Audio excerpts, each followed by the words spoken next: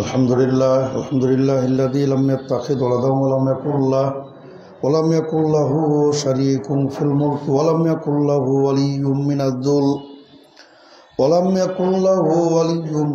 من الذل وكبره تكبيرا ثم أشهد أن لا إله إلا الله وحده لا شريك له وأشهد أن محمدا عبد الله ورسوله الذي أرسله بالحق بشيرا ونذيرا وداعيا إلى الله بإذنه وسراجا منيرا أما بعد فإن أصدق الحديث كتاب الله وأحسن الهدي هدي محمد صلى الله عليه وسلم وخير الأمور عوازمها وشر الأمور محدثاتها وكل محدثة بدعة وكل بدعة ضلالة وكل ضلالة في النار أما بعد فأعوذ بالله من الشيطان الرجيم وجاوزنا ببني إسرائيل البحر فأتوا على قوم يعكفون على أصنام لهم قالوا يا موسى اجعل لنا إلها كما لهم آلهة قال إنكم قوم تجهلون আলহামদুলিল্লাহ। সম্মানিত তাওহীদবাদী সুধী মুসলিম ভাতৃমণ্ডলী ও মুসলিম কিরাম, আলহামদুলিল্লাহ আপনাদের সম্মুখে সূরাতুল আরাফের 138তম আয়াতে কারিমা পেশ করা হয়েছে। ইনশাআল্লাহ মুস্তাআন আয়াতে কারিমাটির তাফসীর, বিশ্লেষণ, ব্যাখ্যামূলক কিছু কথা বলার চেষ্টা করবো, আমার তৌফিক ইল্লা বিল্লাহ। তো আল্লাহ রাব্বুল আলামিন এখানে ইহুদিদের একটি স্বভাব উল্লেখ করেছেন। তারা যে সমাজের সবচেয়ে নিকৃষ্ট একটি জাতি এবং ফিতনাবাজ এবং অত্যন্ত তারা কলহপ্রিয়, বিবাদপ্রিয়, ঝগড়াটে এবং সমাজের বিভ্রান্ত, অশান্তি, ফিতনা সৃষ্টিকারী সম্প্রদায়। তার আল্লাহ রাব্বুল আলামিন এখানে একটা নমুনা তিনি উল্লেখ করেছেন। উদ্দেশ্য কি যে শুধু বর্ণনা নয়, তোমরা যেন তাদের মতো না হও, এটা হল উদ্দেশ্য। তার কারণ আল্লাহ রাসূল সাল্লাল্লাহু আলাইহি ওয়াসাল্লাম তিনি সতর্ক করেছেন যে তোমরা তোমাদের পূর্বের জাতিদের অনুসরণ করবে, এমন অনুসরণ যে যেমন দুই জোড়া জুতা একই, কোনো পার্থক্য করা যাবে না, এইভাবে হুবহু। তারা যদি কোনো গর্তে প্রবেশ করে তোমরাও সেখানে প্রবেশ করবে। তো তাদের অকৃতজ্ঞতা বনী ইসরাইলের, ইহুদি জাতির, এটা বিশেষভাবে আল্লাহ রাব্বুল আলামিন এখানে উল্লেখ করেছেন। আল্লাহ রাব্বুল আলামিন বলছেন জাওয়াজনা বিবনী ইসরাইল আল বাহরা, আমি বনী ইসরাইলকে আমি সমুদ্র অতিক্রম করিয়ে দিলাম। সে ঘটনা আমরা প্রত্যেকে জানি। কি বিস্ময়কর একটা মহান আল্লাহর অসীম ক্ষমতার একটা নিদর্শন যে উত্তাল সাগর, সেখানে আল্লাহ রাব্বুল আলামিন মুসাকে বললেন ফাদরিব বিআসাকাল বাহর, তোমার লাঠি দ্বারা তুমি সাগর বক্ষে প্রহার করো। ফানফালাকাল বাহর, সাগর বিদীর্ণ হয়ে গেল, দুই ভাগে বিভক্ত হয়ে গেল। এই যে এটা কত করুণ আল্লাহ তাআলার সীমাহীন ক্ষমতার একটা মানে প্রকাশ্য একটা নিদর্শন আল্লাহ তাআলা দেখালেন। এবং আল্লাহ রাব্বুল আলামিন বলছেন আমি মূসা ওয়া মান মাআহু আজমাইন, প্রত্যেককে আমি নিরাপদে উদ্ধার করে দিলাম। পক্ষান্তরে ফেরাউন তার সমস্ত সৈন্য বাহিনী সহ ওয়াগরাকনাল আখারিন, আর সবাইকে আমি ডুবিয়ে মারলাম আমি তাদের। তো এত কিছুর পরেও সুবহানাল্লাহ, যখন তারা নাজাত পেল এবং তারা চলতেছিল এই সাগর অতিক্রম করে, তাদের উচিত ছিল আল্লাহ তাআলা শুকরিয়া আদায় করা। কমপক্ষে 2 রাকাত সলাতুল শুকর বা 2 সাজদা এটা তো তাদের দেওয়া উচিত ছিল। অ্যাকচুয়ালি শুকর যেটা, এটা সলাৎ প্রমাণিত নয়, সেজদাটা প্রমাণিত। তবে ওয়াস্তাঈনু বিস-সাবরি ওয়াস-সালাহ, আল্লাহ রাব্বুল আলামিন বলছেন যে তোমরা সলাতের মাধ্যমে আর ধৈর্যের মাধ্যমে আল্লাহ তাআলা সাহায্য প্রার্থনা করো। সেই হিসাবে 2 রাকাত সলাতুল ইস্তিআনা পড়া যেতে পারে। তো তারা আল্লাহর কৃতজ্ঞতা, হামদ ও সানা, শুকরিয়া জ্ঞাপন না করে তারা যাচ্ছিলেন, চলছিলেন এমন একটা সম্প্রদায়ের উপর দিয়ে, যে সম্প্রদায়দের একটা মূর্তি ছিল, তারা সে প্রতিমা তারা পূজায় রত ছিল। তারা এই গোত্রের লোকেরা কি বলল, হে মুসা, এই যে ওদের প্রতিমা আছে, দেব দেবী আছে, এরকম ভাবে তুমি আমাদেরও একটা তুমি প্রতিমার ব্যবস্থা করে দাও। নাউযুবিল্লাহ, আমাদের একটা এলাহের ব্যবস্থা করে দাও। মানে আল্লাহর জন্য যথেষ্ট নয়। নাউযুবিল্লাহ, তারা একটা ওদের মতো একটা প্রতিমা, ওদের মতো একটা ঠাকুর তারা চাচ্ছিল। তো এটা আল্লাহ তাআলা বলছেন, ওয়াজাওয়াজনা বিবানি ইসরাঈল আল-বাহরা, আমি বানি ইসরাইলকে সমুদ্র অতিক্রম করিয়ে দিলাম, পার করিয়ে দিলাম। ফাতাউ আলা কাওমিন, এমন একটা কওমের নিকট আসলো যে তারা ইয়াকিফুনা আলা আসনামিন, তারা তাদের আসনাম, দেবদেবী, প্রতিমার উপর তারা পূজায় লিপ্ত ছিল। ক্বালু ইয়া মুসা, হে মুসা, ইজআল লানা ইলাহান, তুমি আমাদের জন্য একটা ইলাহ ব্যবস্থা করে দাও। কামা লাহুম আলিহাতুন, যেমন তাদের প্রতিমা, দেবদেবী তাদের রয়েছে। ক্বালা, মুসা কি বললেন, ইন্নাকুম কওমুন তাজহারুন, তোমরা একটা মূর্খ সম্প্রদায়, তোমরা একটা মূর্খ, বিবেকহীন, একটা অকৃতজ্ঞ জাতি তোমরা। মুসার কথাই তিনি বললেন। এখানে কিন্তু আসলে একটি কথা, যে এখান থেকে যেটা আমরা বুঝতে পারি, আসলে যাদের তাওহীদের জ্ঞান নেই তারা সকলে মূর্খতা। যত বড় জ্ঞানী হোক, যত বড় বিজ্ঞানী হোক, যত বড় মুহাদ্দিস হোক, যত বড় শাইখুল হাদিস হোক, যত বড় নিজেকে ফকি দাবি করুক না কেন, তার তাওহীদ ঠিক না থাকে, সে মূর্খ। যেমন আমাদের প্রিয় নবী মুহাম্মদ সাল্লাল্লাহু আলাইহি ওয়াসাল্লাম, তিনি বলতেছেন স্পষ্ট ভাষায় যে কুল আফা গায়রাল্লাহি তা'মুরুনি আ'বুদ, হে রাসূল বলে দিন যে তোমরা কি আমাকে আদেশ করতেছো যে আমি ইবাদত করব। কার? মানে গায়র আল্লাহ ব্যতিরিক্ত অন্য কারো ইবাদত করবো, এটা তোমরা আদেশ করতে চাও? আইয়ুহাল জাহিলুন, হে মূর্খের দলেরা। এখানে নবী সাল্লাল্লাহু আলাইহি ওয়াসাল্লাম তাদেরকে মূর্খ হিসেবে অভিহিত করেছেন। সুতরাং যাদের তাওহীদের জ্ঞান নাই তারা সকলেই তারা মূর্খ। পার্থিব জ্ঞান, দুনিয়ার জ্ঞান যতই হোক না কেন, শরীয়তের যদি জ্ঞান থাকে বিভিন্ন বিষয়ে, কিন্তু যদি তাওহীদের জ্ঞান না থাকে তারা মূর্খতা, তারা নিজেদেরকে আলেম হিসাবে দাবি করতে পারে না।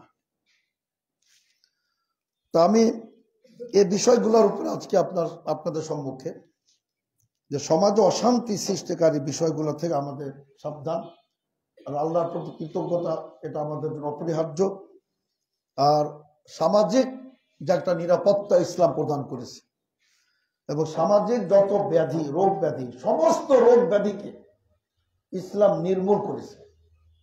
আর রাসূল আল কোরআন কারীম আল্লাহ বলছেন এটা শেফা, এটা আরোগ্য, উভয় রোগের। কিন্তু এটা শারীরিক ব্যাধি, মানসিক ব্যাধি, দৈহিক ব্যাধি, এবং আপনার আধ্যাত্মিক যে কালবের মধ্যে যে ব্যাধি, ফি কুলুবি মারাদ, আল্লাহ বলছেন তাদের অন্তরে ব্যাধি আছে। সমস্ত ব্যাধির এ কোরআন শেফা প্রদানকারী, আলহামদুলিল্লাহ। আপনি দেখুন সূরা এই সহিহ বুখারী হাদিস পড়ে দেখবেন যে সাপে দংশন করেছে, রোগী মৃত্যু মুখে পতিত। কিভাবে একজন সাহাবী আবু সাঈদ খুদরী রাদিয়াল্লাহু আনহু সূরা ফাতিহা ফু দিয়ে একজন মৃত্যু মুখে পতিত রোগীকে কিভাবে তিনি আল্লাহর মধ্যে সারিয়ে তুললেন, সুবহানাল্লাহ। কাজেই আমরা যদি প্রয়োগ করতে জানি, সমগ্র কোরআনে কারিমের মধ্যে সকল ব্যাধির চিকিৎসা রয়েছে আলহামদুলিল্লাহ। তো সামাজিক যত ব্যাধি, বিশেষ করে আপনার নেফাক, মুনাফিকি, তারপর আপনার হিংসা, বিদ্বেষ, কুফরি, মনের মধ্যে আপনার মানে অন্যের প্রতি তুচ্ছ তাচ্ছিল্যের মনোভাব, সব কিছু থেকে আপনি নাজাত পাবেন যদি আপনি ইসলামী অনুশাসন যদি আপনি মেনে চলেন, যেটা আল্লাহ রাব্বুল আলামিন ক্লিয়ার বলেছেন, আলিফ লাম রা কিতাবুন আনজালনাহু ইলাইকা লিতুখরিজান নাসা মিনাজ যুলুমাতি ইলান নূর। সূরা ইব্রাহিমের প্রথম আয়াত, যে এটি এমন একটি মহিমান্বিত মহাগ্রন্থ আল কোরআন, আমি আপনার প্রতি অবতীর্ণ করেছি কি জন্য? সবচেয়ে বড় কারণ এই মহান মহাগ্রন্থ আল কোরআন অবতীর্ণ করা, নাজিলের, তানজিলুম মিন হাকিমিন হামিদ। আল্লাহ বলছেন প্রশংসিত পরাক্রমশালী মহান আল্লাহর পক্ষ থেকে নাজিলকৃত কিতাব। কি জন্য? লিতুখরিজান নাস, সমগ্র বিশ্ব মানবতাকে, মানব গোষ্ঠীকে আপনি বের করে নিয়ে আসবেন অন্ধকার জগৎ থেকে আলোর পথে, আলোর জগতে নিয়ে আসবেন। এখানে আল্লাহ বলছেন লিতুখরিজান নাস, সারা বিশ্বের মানব মণ্ডলীকে। সারা বিশ্বের মানুষ কিন্তু মূলত তিন প্রকার, এমনি তো অনেক প্রকার, কিন্তু মৌলিকভাবে মানুষ তিন প্রকার। একটা হলো মুমিনুন, আলহামদুলিল্লাহ, আমরা সবাই যেমন মুমিন, আল্লাহর প্রতি বিশ্বাস স্থাপনকারী, আল্লাহর একত্ববাদ আমরা বিশ্বাস করি।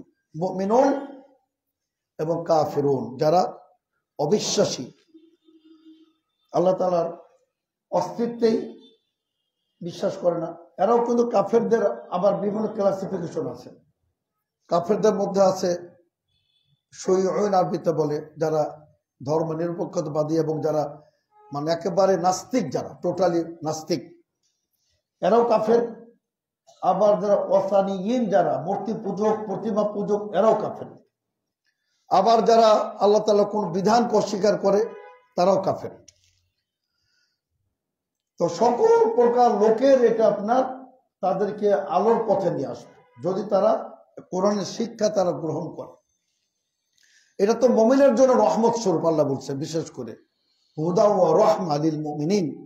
এই কোরআনটা সব সারা বিশ্বের মুসলমানদের জন্য রহমত স্বরূপ এবং তাদের জন্য হেদায়েত স্বরূপ। এবং যত ওয়াসানিন আছে, যারা প্রতিমা পূজক, যারা মূর্তি পূজারী, যারা, এদের বৈশিষ্ট্য কি? এরা সবকিছুকে তারা তাদের দেবতা মানে। কারো মতে সূর্য দেবতা, সূর্যের যে পাওয়ার, তার যে হিট, তার যে প্রখরতা, সূর্য ছাড়া তো সমগ্র পৃথিবী অচল, কিন্তু সে যদি দেবতা না হয়, কেউ হবে? কিন্তু ওই সূর্যের সৃষ্টিকারী কে? এখানে তার ব্যর্থ। এ চন্দ্র এত ঝলমলে, আলোকোজ্জ্বল, দীপ্তি ছড়ায়, পূর্ণিমার চাঁদ, কাজে সেই আমাদের দেবতা। কিন্তু সূর্যের মতোই চন্দ্রের স্রষ্টা নেই। এখানে কিন্তু মক্কার কাফেররা এই গোষ্ঠীর চেয়ে ভালো ছিল। আল্লাহ তাআলা ক্লিয়ার বলছেন ওয়ালাইন সাআলতাহু মান খালাকাস সামাওয়াতি ওয়াল আরদ, অন্য জায়গায় বলছেন চন্দ্র সূর্যকে কে সৃষ্টি করেছে। এই মক্কার কাফেররা বলতো লা ইয়াকুলুনাল্লাহ, আল্লাহ সৃষ্টি করেছেন। অথচ নাস্তিকরা ওদের চেয়ে খারাপ। মক্কার কাফের আবু জাহল, উতবা, সাইবা, রাবিয়া, এদের চেয়েও বেশি খারাপ তারা, যারা নাস্তিক, আল্লাহর অস্তিত্বে তারা বিশ্বাস করে না। এবং বর্তমান বিশ্বে কিন্তু একটি বৃহৎ জনগোষ্ঠী, আপনি যে কোরিয়াতে যাবেন, এই চীনে যাবেন, অনেক বিশাল একটা গোষ্ঠী, তারা আল্লাহর অস্তিত্বে তারা বিশ্বাস করে না।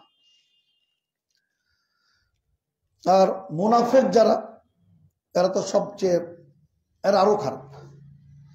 এর নাস্তিকদের চেয়ে খারাপ, প্রতিমা পূজারীর চেয়ে খারাপ, কাফেরদের চেয়ে খারাপ মুনাফিক। তার কারণ এরা, আল্লাহ রাসূল সাল্লাল্লাহু আলাইহি ওয়াসাল্লাম বলছেন এদেরকে যুল অজহাইন, এরা দুমুখ, এরা দুই ধার, দুদিকে কাটে। তো এদের কথা রব্বুল আলামিন বলছেন ইন্নাল মুনাফিকিনা ফি দারকিল আসফালি মিনান নার, এরা সবচেয়ে জাহান্নামের অতল তলে নিকৃষ্ট স্থানে অবস্থান করবে যারা মুনাফিক। আর ইসলামের এরা বিরাট ক্ষতি সাধনকারী। যেমন তাদের যে সর্দার আব্দুল উবাই উহুদের যুদ্ধে একটা গ্রুপ ভাগায় নিয়ে চলে গেল, নাউযুবিল্লাহ। তারপরে সে যখন মৃত্যুবরণ করলো, আল্লাহ রাসূল সাল্লাল্লাহু আলাইহি ওয়াসাল্লাম তার জানাজা পড়তে চান নাই, কিন্তু তারই ছেলে আব্দুল্লাহ একজন পাক্কা মুমিন তিনি ছিলেন।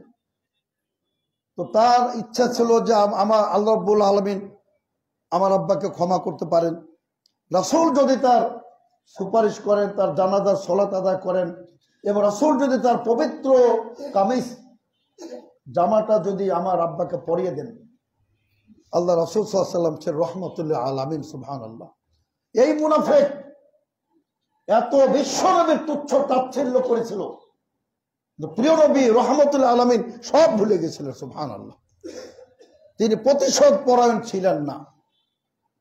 তিনি ইচ্ছা করলে প্রকাশ্যে তার তুচ্ছ তাচ্ছিল্য করে বলতে পারতেন, যাও মুনাফিকের সালাত আমি আদায় করব না। অথচ সেখানে উমর ইবনে খাত্তাব পাহাড়ের মতো দাঁড়িয়েছিলেন। হে রাসূল সাল্লাল্লাহু আলাইহি ওয়াসাল্লাম, আপনি কি ভুলে যাচ্ছেন আপনি কার নামাজে দাঁড়াচ্ছেন? এ মুনাফিক, মুনাফিকদের সর্দার। কিন্তু আল্লাহ রাসূল সাল্লাল্লাহু আলাইহি ওয়াসাল্লাম তিনি এতদূর তিনি ব্যাখ্যাও করেছিলেন, যদিও এই ব্যাখ্যাটি আল্লাহর পছন্দ হয়নি। যে আপনি যদি মুনাফিকদের জন্য, মুশরিকদের জন্য 70 বার ইস্তেগফার করেন তবু আল্লাহ ক্ষমা করবেন না। তিনি বলেছেন প্রয়োজন আমি 71 বার ক্ষমা প্রার্থনা করব। কি পরিমাণ তিনি রহমাতুল আলামিন তিনি ছিলেন, সুবহানাল্লাহ। তো এখানে বলার উদ্দেশ্য যে কোরআন সবার জন্য প্রযোজ্য, হুদাল লিন-নাস, আল্লাহ বলছেন সারা পৃথিবীর মানুষের জন্য কোরআন হেদায়েতকারী। সম্মানিত শ্রোতাবৃন্দ, আমি বেশ কয়েকটা আলোচনায় একটা ঘটনা বলেছি, আমি মনে করি আজকেও আপনাদের ওটা শোনা দরকার, অত্যন্ত মানে উপদেশমূলক। এর জন্য শুধু আমি একটা বলবো, কয়েকটা ঘটনা বলেছিলাম যে কোরআন যে কি পরিমাণ মানুষের মধ্যে প্রভাব বিস্তার করতে পারে। এজন্য আল্লাহ বলছেন যে সারা বিশ্বের মানুষকে এটা আলোর পথের সন্ধান প্রদান করতে পারে আল কোরআন। তেমনি একজন প্রখ্যাত ইমাম, হাদিস বিশারদ, যিনি আপনার 186 হিজরিতে মৃত্যুবরণ করেছেন, মানে তাবেঈন এর পর্যায়ে তিনি ছিলেন। ইমাম সুফিয়ান বিন ওয়াইনার উস্তাদ, আব্দুল্লাহ বিন মুবারকের উস্তাদ, আব্দুল মাহদির উস্তাদ, এবং নিজেও এত বড় তিনি ইমাম তিনি ছিলেন ফুদাইল বিন ইয়াদ রাহিমাহুল্লাহ সুবহানাহু ওয়া তাআলা। তো সবচেয়ে মজার ব্যাপার, তিনি আগে ডাকাত ছিলেন। ফুদাইল বিন ইয়াদ ডাকাত ছিলেন। ওই যে মা ওয়ারাউন নাহার এলাকাটা বলে, সামারকান্দ, বোখারা, নিসাপুর, সারাক্স, ওই যে আইমা শামসুল আহমেদ সারাক্সি হানাফি জামাতের একজন বড় ইমাম, ওই এলাকাতে তিনি ডাকাতি করতেন। আর তার একদম ছড়িয়ে গেছিল কুখ্যাত ডাকাত ফুদাইল। তার একজন প্রেমিকা ছিল, তো উনি তার সাথে কথা ফাইনাল করলেন যে আজকে রাত্রে তোমার বেডে আমি যাব। কথাও ফাইনাল। উনি রাত্রে ফারতাকা বিল জুদরান ইলাইহা, দেওয়াল টপকে তার প্রেমিকার বেডে গেছে। নাউযুবিল্লাহ, অপকর্ম ব্যভিচার শুরু করবে এই মুহূর্তেই হঠাৎ করে একটা কোরআনের আয়াত তার কানে আসলো। কেউ বাইরে পাঠ করতেছেন, আল্লাহ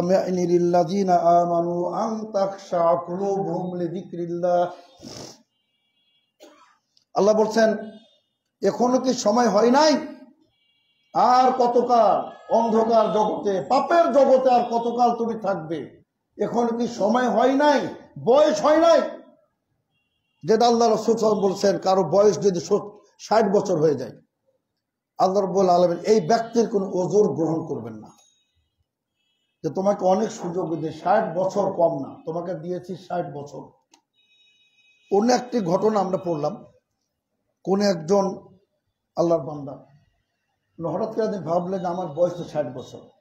উনি ক্যালকুলেশন দিয়ে ওটা পূরণ দিলেন, তো দেখলেন 21,500 দিন। 21,500 দিন। আমি 21,500 দিন আমি কিভাবে পার করলাম? উনি অজ্ঞান হয়ে পড়ে গেলেন। পরে মাথায় পানি ঢালা হলো, মুখে, তত জ্ঞান ফিরলেন। তো এটাই যে আল্লাহ বলছেন যে এখনো কি তোমার সময় হয় নাই যে মুমিনদের হৃদয়ে মন আল্লাহর ভয়ে প্রকম্পিত হবে, বিগলিত হবে? এই সময় কি হয় নাই? তিনি দাঁড়িয়ে গেলেন, হ্যাঁ রব্বুল আলামিন কাদ আনাল ওয়াক্ত, সময় হয়ে গেছে। আমি ফোদায় আজকে তওবার ঘোষণা করছি, আমি জীবনও ব্যভিচার করব না, জীবনও আমি অন্যায় করব না, মদ পান করব না, চুরি ডাকাতি আমি আর করব না। রব্বুল আলামিন তুমি আমার তওবা কবুল করে নাও। সুবহানাল্লাহ। তুমি সেখান থেকে আপনার একটা গোয়াল ঘরে, শীত, প্রচন্ড শীতের মধ্যে আশ্রয় নিলেন। ওখানে আরো কিছু লোক তারাও আশ্রয় গ্রহণ করেছিল। তো তারা নিজেরা বলা বলি করতে চায়, চলো যাই, বাড়ি চলে যায়। তো তারা আবার বলছে, না যেও না, কুখ্যাত ডাকাত ফজাইল কিন্তু সব কেড়ে নিবে, খুনও করতে পারে। আর উনি সবকিছু শুনতেছিলেন। আল্লাহর কাছে আরো প্রার্থনা করে, রব্বুল আলামিন আমি এত জঘন্য যে আমাকে নিয়ে মানুষ আলোচনা করে যে ফজাইল রাস্তায় ডাকাতি করবে। তো তিনি দেখুন এই একটা আয়াত তার মধ্যে কিভাবে প্রভাব বিস্তার করলো, যে তিনি ইমাম ইবনুল মুবারক বলতেছেন, মা বাকিয়া আলা দহরিল আরদি আতকা মিন ফজাইল ইবনে ইয়াদ। ফজাইল বিন ইয়াদের চেয়ে পরহেজগার, আল্লাহওয়ালা, নেককার, মুত্তাকি লোক আজকে পৃথিবীতে আর দ্বিতীয়টি নাই। সুবহানাল্লাহ। আগে কি ছিলেন? ডাকাত তিনি ছিলেন। তো এটাই আল্লাহ তাআলা বলছেন কোরআনে, এমন একটি গ্রন্থ, এমন একটি কিতাব যে মানুষকে রাতারাতি সেকেন্ডের মধ্যে পরিবর্তন করে ফেলতে পারে। সেকেন্ডের মধ্যে। একজন বই লিখেছেন, একজন ইংরেজ, change your life in 7 days। 7 দিনে নিজেকে পাল্টে ফেলো। 7 দিন লাগে না। কোরআন যদি কারো হৃদয়ে প্রবেশ করে, তবে হৃদয়ের গহীনে প্রবেশ করতে হবে। ওয়ালাম্মা ইয়াদখুলুল ঈমানু ফি কুলুবিকুম, আল্লাহ বলছেন। কিছু লোক বেদুইন তার দাবি করে চলে যে আমরা ইমানদার। আল্লাহ বলছে, না, তোমরা এখনো ইমানদার হতে পারো নাই, বরং তোমরা মুসলিম হয়েছো, মুসলমান হয়েছো, এখনো মুমিন হতে পারো নাই। তার কারণ ইমান তোমাদের হৃদয়ের গহীনে এখনো প্রবেশ করে নাই। ইমান যখন একবার মানুষের হৃদয়ে প্রবেশ করে ফেলবে, তখন সারা পৃথিবী তার নিকটে তুচ্ছ, অতি তুচ্ছ, অতি নগণ্য হয়ে যাবে। সম্মানিত শ্রোতাগণ, দেখুন একজন সাহাবী, আপনার হঠাৎ করে আকস্মিক একটা তীর আসলো, তার বুকে বিদ্ধ হলো, তিনি শাহাদাত বরণ করলেন। কিন্তু তিনি বলেন না যে আমি তো শেষ হয়ে গেলাম। তিনি কি বলেছিলেন? ফুজতু ওয়ারাব্বিল কাবা, কাবার ঘরের রবের শপথ করে বলছি, আমি সফল কাম হয়ে গেছি। আলহামদুলিল্লাহ, আমি সফল কাম হয়ে গেছি। তার কারণ আমি ইসলামের পথে, আমি শাহাদাতের পিয়ালা পান করার রব আমাকে তৌফিক প্রদান করেছেন। তো এর বলছিলাম, এটা হলো কোরআন মানুষকে পরিবর্তন করে দেয়। সম্মানিত শ্রোতাগণ, কোরআন একমাত্র গ্রন্থ সমাজকে পরিবর্তন করতে পারে, বিপ্লব ঘটাতে পারে। কোরআন কোনো শাসন দিয়ে না। জাতীয় যদি চোর হয়, জাতীয় যদি মাজার পূজারী হয়, এদের যে আপনি কিসের ইসলামী রাষ্ট্র কায়েম করবেন? এই জন্য বাংলাদেশ জমিয়ত আল হাদিস সহ ওলামায়ে আহলে হাদিস এই নীতিতে বিশ্বাস করে আগে মানুষের আকীদা সংশোধন, আগে আলোকিত মানুষ তৈরি করতে হবে। যে তুখরিজান নাসা মিনাজ যুলুমাতি ইলান নূর, যেটা আল্লাহ তাআলা বলছেন। তো সম্মানিত সুধীবৃন্দ, আমরা বলছিলাম যে ইহুদিদের স্বভাব তো কতটা অকৃতজ্ঞ জাতি তারা। এজন্য একজন মরিতানিয়ার প্রখ্যাত আলেম, কিছুটা সুফিবাদ আছে, হালকা সমস্যা আছে, কিন্তু অনেক বড় মুহাদ্দিস তিনি, আল্লামা মুহাম্মদ আল হাসান দুদু আশ-শানকিতি। তিনি একটা আর্টিকেল লিখেছেন, সেখানে তিনি বলছেন আল্লাহ তাআলা পৃথিবীতে অসংখ্য খারাপ জিনিসও সৃষ্টি করেছেন। কেন? মানুষকে পরীক্ষা নেওয়ার জন্য। তার মধ্যে রোগ ব্যাধি, ভালো ভালো মানুষ আল্লাহওয়ালা, ক্যান্সার আক্রান্ত, ডায়াবেটিস আক্রান্ত, কিডনি সমস্যা, হার্টের সমস্যা, আরো মারাত্মক মারাত্মক ব্যাধি। তো এইটা একটা মনে করেন। তারপরে বলতেছে যে বিভিন্ন যে ওয়াবা, বিভিন্ন আপনার এই যে করোনা মহামারী, এটা তো আল্লাহর পক্ষ থেকে পরীক্ষা, এবং বিভিন্ন বিষাক্ত জিনিসগুলো, তারপর বিচ্ছু সাপ, তারই সাথে তিনি যোগ করেছেন ফিতনা ফাসাদ সৃষ্টিকারী ইহুদি জাতি। এটা একটা চমৎকার, আমি মনে করি একটা বিরল একটি লেখা, যে তিনি বলছেন পৃথিবীতে অসংখ্য খারাপ বিষয় রয়েছে, আল্লাহর খারাপ সৃষ্টি রয়েছে, যার দ্বারা আল্লাহ তাআলা আমাদের পরীক্ষা নিতে চান। সাপ বিচ্ছু তারই সাথে ইহুদিকে তিনি যোগ করে দিয়েছেন। আমি মনে করি চমৎকার। এদের মতো নিকৃষ্ট জাতি যারা মুসলিম শিশুদেরকে যারা নির্দয়ভাবে হত্যা করে, এই যে আপনার সিরিয়ায় দীর্ঘদিনের 13 থেকে 15 বছরের যুদ্ধের অবসান হলো, জোলানি নামে একজন মুজাহিদ, মাশাআল্লাহ শোনা যাচ্ছে উমর ইবনে খাত্তাবের বংশের, কেউ বলছে আবু বকর সিদ্দিকের বংশের, এবং তারা সুন্নি সালাফে আকিদার লোক, তারা একটি রাষ্ট্র তারা বিজয় লাভ করলেন, যেখানে আপনার বিজয় উৎসব চলতেছে, সেখানেও ইহুদি জাতি ইসরায়েল সেখানে আপনার নির্বিচারে বোমা বর্ষণ করে চলেছে, ও একটু শহর তছনছ করে ফেলেছে। আসলে এখানে আমাদেরও সমস্যা, আমাদের দুর্বলতা। আজকে আমরা যদি ঐক্যবদ্ধ জাতি হতাম, ইন্না হাযিহি উম্মাতুকুম উম্মাতুন ওয়াহিদা, আল্লাহ বলছেন ওয়া আনা রাব্বুকুম ফা'বুদুন, আমরা যদি একক জাতি হতাম, ঐক্যবদ্ধ জাতি হতাম, তাহলে আপনারা সাহস করতেন। আমাদের মধ্যে মুনাফিকের অভাব নেই। সবচেয়ে বড় মুনাফিক বর্তমান বিশ্বে ইরান, শিয়া রাফেজি, এদিকে কাদিয়ানি, এদের চেয়ে বড় মুনাফিক আল্লাহর জমিন আর হতে পারে না।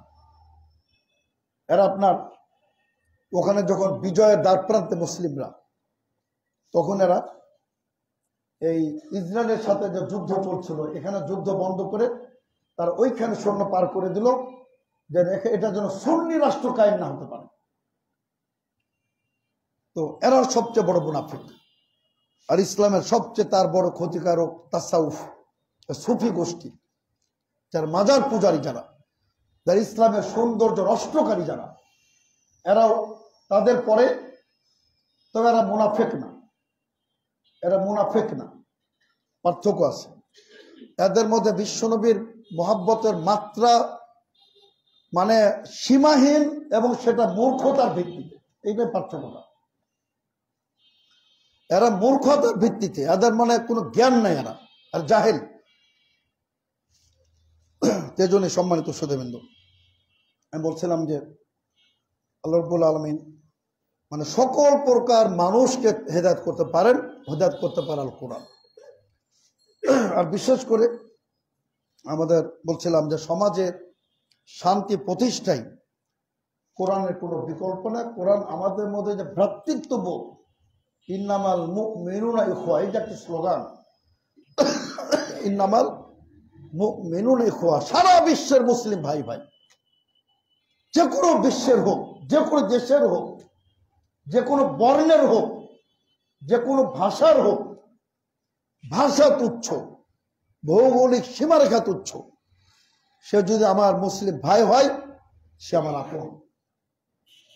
এই যাকে ইসলাম আপনার একটা নীতিমালা বেঁধে দিয়েছে, সম্মানিত সুধীবৃন্দ। আর এই জন্য কিন্তু আল্লাহ রাব্বুল আলামিন সমাজ অশান্তি সৃষ্টিকারী সকল বিষয়কে আল্লাহ রাব্বুল আলামিন নিষিদ্ধ ঘোষণা করে দিয়েছেন। যেমন সমাজে একটা অশান্তি সৃষ্টি করে গীবাত, পরনিন্দা, পরচর্চা। গীবাত বলা হয় অন্য কারো কথা মানুষের মতো নকল করা, আলা জিহাতিল ইফসাদ, ফাসাদ সৃষ্টির লক্ষ্যে,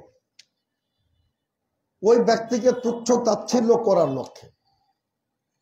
আবার যদি উদ্দেশ্য ভালো হয়, সেটা কিন্তু গীবাত হবে না, সম্মানিত সুধীবৃন্দ। আমি আসবো আপনাদের সম্মুখে যে কোন কোন ক্ষেত্রে গীবাত জায়েজ আছে আর কোন কোন ক্ষেত্রে গীবাত নিষিদ্ধ। তো আর আসলে গীবাত যেটা, এটা অত্যন্ত কঠিন একটা কাবিরা গুনাহ। আমরা যেটা অহরহ করি, আমরা মনে করি যে কোনো গুরুত্ব দেই না। আর আমাদের আসলে অবস্থা এমন হয়ে গেছে যে আমরা মানুষের নিন্দা শুনতে পছন্দ করি। আমাদের একটা আকৃষ্ট আলাদা আছে যখন কারো নিন্দা জ্ঞাপন করা হয় তখন আমরা ওখানে যোগ দিই। একটা লোক আমরা বলি না যেটা আল্লাহ রাব্বুল আলামিন বলেছিলেন সূরা নূরে, যে কেন মুমিনরা বলে নাই যে আয়েশা সিদ্দিকার মতো সতী সাধী পবিত্র নারী, তার পক্ষে পরপুরুষের সাথে নাউযুবিল্লাহ সম্পর্ক স্থাপন অসম্ভব, কেন মুমিনরা এমনটা বললো না? আল্লাহ তাআলা কোরআনে বলছেন সূরা নূরে। তো এমন মুসলমান খুব কঠিন, এটা হওয়া উচিত। যখনই দেখবেন যে একটা সমাজ, একটা কিছু লোক বসেছে কারো বদনাম, কেন বলে না যে ভাই মেহরবানি করে চুপ থাকেন, আমি শুনতে রাজি নই, এমন একটি বক্তব্য আমরা কেউ দিতে পারি না। কিন্তু আমাদের ইমানের দুর্বলতা। বিশ্বনবী বলেন সহিহ বুখারী মুসলিমের হাদিস, লা ইয়াদখুলুল জান্নাতা নাম্মামুন, চুগলখোর জান্নাতে প্রবেশ করবে না। হাদিসটা কিন্তু সহিহ বুখারী মুসলিম, তার মানে এটা একদম মানে বিশুদ্ধতার সর্বোচ্চ চূড়াই। এখানে আমার একটা ব্যাখ্যা আছে, এই ব্যাখ্যা না দেওয়ার কারণে কিন্তু আমাদের দেশীয় শীর্ষ পর্যায়ের কোন আলেমদের ব্যাপারে সৌদি আরবও সমালোচনা হয়, যে উনি তো খারিজ আকীদা বিশ্বাস করেন। আমি নাম বলবো না, কিন্তু আমরা আল্লাহর রহমতে বাংলাদেশ জমিয়ত আহলাদিস আমরা ওই সমস্ত আলেমের পক্ষে বক্তব্য দিয়ে সাফাই গাই। আমরা ওখানে যোগ দিতে পারি যে হ্যাঁ উনি ধর বক্তব্য দেন। আসলে এখানে ব্যাখ্যা দিতে হবে আপনাকে। একটা হাদিসের উপরে আপনি টোটাল হুকুম লাগাতে পারেন না, এটা ঠিক। সহিহ বুখারীর হাদিস, সহিহ মুসলিমের হাদিস, যে চুগলখোররা জান্নাতে প্রবেশ করবে না। কিন্তু অন্য হাদিসে কি আসছে? মান ক্বালা লা ইলাহা ইল্লাল্লাহ দাখালাল জান্নাহ, যে ব্যক্তি লা ইলাহা ইল্লাল্লাহ বলবে সে জান্নাতে যাবেই। এটাও সব সহিহ বুখারীর হাদিস। তো দুটোর মধ্যে আপনি মিল কেমনে দিবেন? মিল এটাই যে এককালে আপনি জান্নাত যাবেন, যেহেতু কালেমা বিশ্বাসী, তাওহীদে বিশ্বাসী, ইমানদার, এককালে সে জান্নাতে যাবেই। আর এই হাদিসের অর্থ যে তাকে জাহান্নামে যেতে হবে চুগলখোর, পরবর্তী মুক্তি পেয়ে জান্নাত যাবে। কিন্তু আবার এটাও হতে পারে ইন্নাল্লাহা ইয়াগফিরুয যুনুবা জামিআ, আল্লাহ বলছেন আল্লাহ রাব্বুল আলামিন সকল পাপ তিনি ক্ষমা করতে পারেন। আমাদের দেশে এটাও কিন্তু একটা ভুল শিক্ষা, আল্লাহ রাব্বুল আলামিন হক্কুল ইবাদ তিনি ক্ষমা করতে পারেন না, এটা তো মারাত্মক কুফরি কথা। আল্লাহ ক্ষমা করতে পারেন না এটা বলা ঠিক না। হ্যাঁ, আল্লাহ ক্ষমা করবেন না, কিন্তু আল্লাহ রাব্বুল আলামিন ক্ষমা করতে পারেন, করবেন যদি ওই ব্যক্তির বা আমি আপনার কিছু নেকি এত অধিক মাত্রায় হয় যেটা আল্লাহ রাব্বুল আলামিন সন্তুষ্ট হয়ে কিছু ক্ষমা তিনি করে দেবেন ইনশাআল্লাহ, এটা হতে পারে। এর জন্য আমাদের একটা ব্যাখ্যার প্রয়োজন, যে হয়তো দখলে আউয়ালি হবে না, প্রাথমিক একদম ফার্স্টে প্রবেশ করবে না, অথবা আল্লাহ রাব্বুল আলামিন চাইলে তাকে প্রবেশ করাতে পারেন, কিন্তু তার স্থানটা ছিল জাহান্নাম। আল্লাহ তাআলা বিশেষ কারণে তাকে জাহান্নাম থেকে জান্নাতে দিয়ে দিতে পারেন। এজন্যই আপনার আমাদের এ ধরনের চুগলখোর সমাজে সিআইডিগিরি, আপনি সূরা হুজুরাত পড়ে দেখবেন, এর যে সামাজিক একটা মানে ভ্রাতৃত্ব বোধ, সামাজিক সম্প্রীতি, সামাজিক আপনার একটা সুসম্পর্কর কোন নজির পৃথিবীতে হতে পারে না। এত সুন্দর একটা সূরাতুল হুজুরাত পড়ে দেখবেন, আল্লাহ তো ক্লিয়ার বলেছেন ওখানে, সারা বিশ্বের মুসলিম ভাই ভাই খবরদার তোমরা গীবাত করবে না, পরনিন্দা করবে না, পরচর্চা করবে না, মানুষের পিছে লাগবে না, তোমরা তাজাসসুস করবে না, মানুষের মানে দোষ ত্রুটির অন্বেষণের পিছনে লাগবে না। কারো দায়িত্ব এটাই যে খালি মানুষের দোষ খোঁজা। আল্লাহ তাআলা ক্লিয়ার বলেছেন, ফালা তুতিকুল হাল্লাফিন মাহিন হাম্মাজিম মাশাইব বিনামিম, খবরদার যার অধিক মাত্রায় শপথকারী, লাঞ্ছিত, ঘৃণিত, তাদেরকে আপনি অনুসরণ করবেন না। এখানে আবার একটি বিষয় জানতে হবে, আমাদের প্রিয় নবী মুহাম্মদ সাল্লাল্লাহু আলাইহি ওয়াসাল্লাম তিনিও আল্লাহর নামে অনেক কসম করতেন, তবে জীবনেও তিনি মিথ্যা কসম করেন নাই। সুতরাং আপনি কসম করতে পারেন, আল্লাহর কসম, ওই সত্তার শপথ যার হাতে আমার জীবন। আল্লাহ রাসূল সাল্লাল্লাহু আলাইহি ওয়াসাল্লাম অনেক তিনি শপথ করেছেন, কিন্তু কেউ যদি মিথ্যা কসম করে, বিশেষ করে আল্লাহ রাসূল সাল্লাল্লাহু আলাইহি ওয়াসাল্লাম বলেছেন যারা ওই যে বেচা কিনাই মিথ্যা কসম দিয়ে বিক্রি করে, রব্বুল আলামিন কিয়ামত দিবসে তাদের দিকে তাকাবেন না, তাদেরকে তিনি পবিত্রতা পরিশুদ্ধ করবেন না, তাদের জন্য যন্ত্রণাদায়ক শাস্তি রয়েছে। যারা মিথ্যা কসম করে বেচা কিনা করে, যে ভাই আল্লাহর কসম এটা তো আমার 5,000 টাকায় কিনা আছে, অথবা কেনা কিন্তু 5,000 টাকার অনেক কম, কিন্তু মিথ্যা করে যারা, মিথ্যা শপথ করে যারা এভাবে আশ্রয় নেয়, তাদের প্রতি আল্লাহ তাআলা এ ধরনের কঠিন শাস্তির ব্যবস্থা করেছেন। আমাদের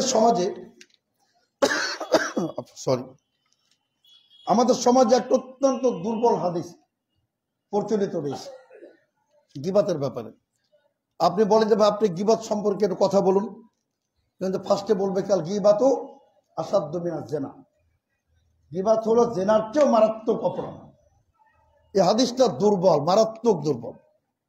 এখানে আপনার আব্বাদ বিন কাসির নামে একজন রাবি আছেন, অনেক ইমাম তাকে বলছেন হাযযারুহু, সতর্ক করে, খবরদার ওর হাদিস নেওয়া যাবে না। তা আব্বাদ বিন কাসির নামে একজন বর্ণনাকারী, তাকে কোন আলেমই তাকে গ্রহণযোগ্য বলেন না, সুতরাং হাদিসটা গ্রহণযোগ্য না। একজন আমরা বলি না, আমরা সতর্কতা স্বরূপ জানিয়ে দিচ্ছি গীবাত আসাদ্দু মিনাজ জেনা, যে জেনা ব্যভিচারের চেয়ে মারাত্মক অপরাধ হলো গীবাত করা। এই হাদিসটি গ্রহণযোগ্য না। একটি হাদিস আপনাদের সামনে বলতে চাই। আল্লাহ রাসূল সাল্লাল্লাহু আলাইহি ওয়াসাল্লাম বলেন, আলা উখবিরুকুম, হে আমার প্রিয় উম্মত, আমি কি তোমাদের সংবাদ দিব না যে আফজালা মিন দারাজাতি সিয়াম, সিয়ামের চেয়েও যার মর্যাদা অনেক বেশি, সুবহানাল্লাহ, এবং ও সালাত, নফল সালাতের চেয়ে মর্যাদা অনেক বেশি, ও সাদকা, নফল দানশীলতার চেয়ে নেকি অনেক বেশি। তারা বললেন বালা ইয়া রাসূলুল্লাহ, হে রাসূল, অবশ্যই আপনি আমাকে জানাবেন। আল্লাহ রাসূল কি বললেন? ইসলাহু যাতিল বাইনি, পারস্পরিক সংশোধন করে দাও। এটা আপনার নফল সিয়াম, নফল সালাত আর নফল যাকাতের চেয়ে অনেক বেশি মর্যাদা, অনেক বেশি নেকি, যদি আপনি দুটো সম্প্রদায়ের মধ্যে, দুজন ব্যক্তির মধ্যে, দুটো পরিবারের মধ্যে, স্বামী স্ত্রীর মধ্যে আপনি যদি সংশোধন করে দেন। অনেকে আছে আরো লাগায়, ওখানে পেট্রোলে ঘি দেয়, স্বামী স্ত্রীর মধ্যে অশান্তি সৃষ্টি করে।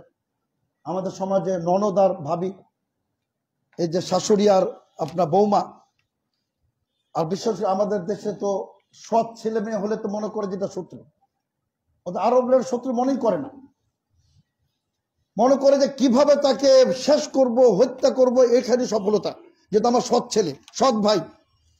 এই যে একটা ট্রেডিশন বাংলাদেশে, এটা কুফরি জাহিলিয়াত। এটা সৎ ভাই, আর তোমার বাপের তো ছেলে, এটা তো অন্যদের চেয়ে অর্ধেক এগিয়ে গেল।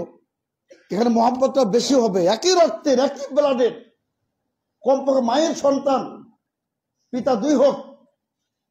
এখানে কেন শত্রুতা প্রথম থেকে লালন করে, মনে যে একটা কাল লাগিনি সাপ। এই কালচার থেকে আমাদের বেরিয়ে আসতে হবে, আমাদের সমাজে ছড়িয়ে দিতে হবে যে খবরদার, এই হিংসা যারা রাখবে এরা জান্নাত প্রবেশ করতে পারবে না, একদম ক্লিয়ার কথা। আর এই হিংসা আল্লাহ রাব্বুল আলামিন প্রথম জান্নাতে সকল জান্নাতীদের ভিতর থেকে হিংসার যে একটা পয়জন, সেটা তিনি বের করে দেবেন আল্লাহ রাব্বুল আলামিন।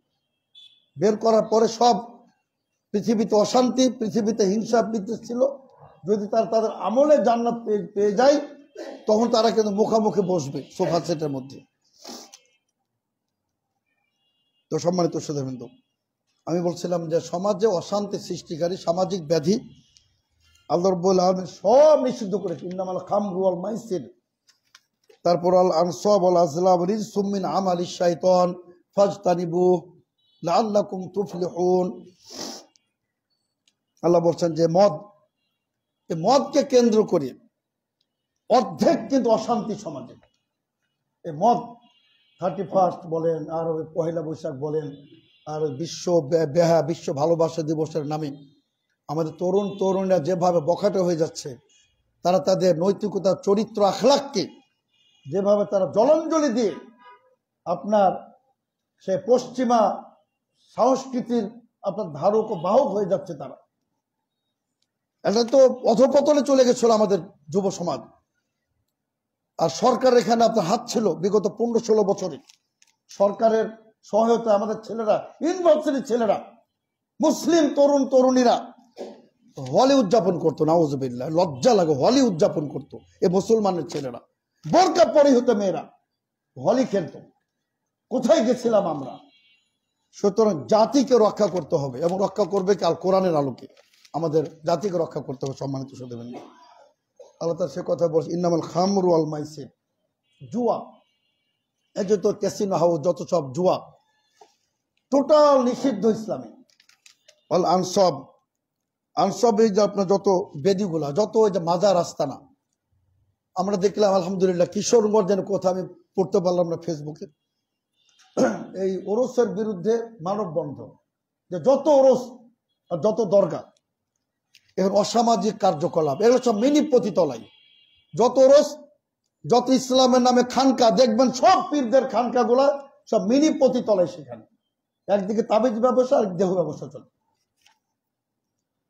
ইসলাম সব নিষিদ্ধ। আল আসলা আল আজলাম, ভাগ্য নির্ণয়কারী তীর। জাহিলিয়াতের যুগে লোকেরা তীর ব্যবহার করত।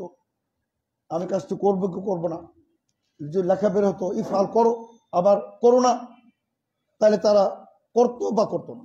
তীরের ওই যা ভাগ্য নির্ণয় করে।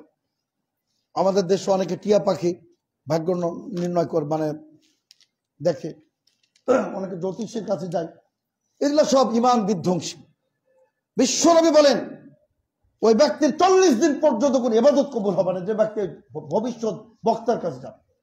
কাফারা আলা মা উনজিলা আলা মুহাম্মদ, মুহাম্মদের উপর যে অবতীর্ণ কিতাব, এই কিতাবকে সে অস্বীকারী হয়ে যাবে। সুতরাং কোনো কুফরি শিরক করা যাবে না। সম্মানিত শ্রোতাবৃন্দ, আল্লাহ বলছে রিজসুম মিন আমালিশ শাইতান, শয়তানি কর্মকাণ্ড পরিহার করতে হবে। তো সম্মানিত শ্রোতাবৃন্দ, আমি যে কথাটা বলছিলাম সংক্ষিপ্তভাবে শুধু 1-2 মিনিটে বলে শেষ করতে চাই যে কোনো ক্ষেত্রে গীবাত করা যায় না, যেটা ওলামা আহলে হাদিসরা করে থাকেন। অনেকে বলেন যে আপনাদের কাজ নাই, শুধু আলেমদের বিরুদ্ধে কথা বলেন। এটা ইসলামী শরীয়তের বিধান। জাতিকে সতর্ক করতে হবে, অমুক আলেমের বক্তব্য শোনা যাবে না। এটা কোরআনের বিধান, এটা আমাদের নিজস্ব বক্তব্য না। আমরা ওই তাহেরি বলেন আর কি নাম বলতে চাই না, আর একটা তো গর্তে চলে গেছে সালেহি, সব ভন্ডের দল। এদের কাজই ছিল আহলে হাদিসের বিরুদ্ধে বিষোদ্গার করা। এদের এটাই শুধু একটা চাকরি ছিল তাদের। তো এদের মুখোশ উন্মোচনের জন্য এটা ইসলামের বিধান, এটা জায়েজ আছে, যেন অন্যরা প্রতারিত না হয়।